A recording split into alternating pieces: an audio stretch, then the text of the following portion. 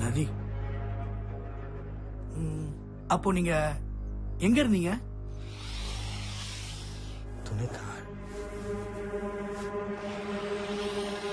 மறுபடியும் துணைக்கால். யா அப்படின்னா புரியலையே. கோல் போஸ்.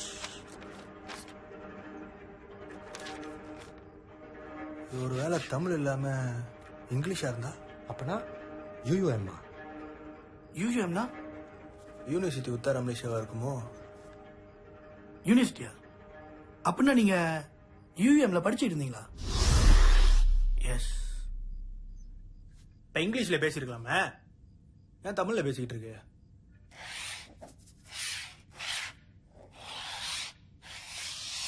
எனது விருப்பம். இது உனக்கு தேவையாடா? சரி, நீ பேய்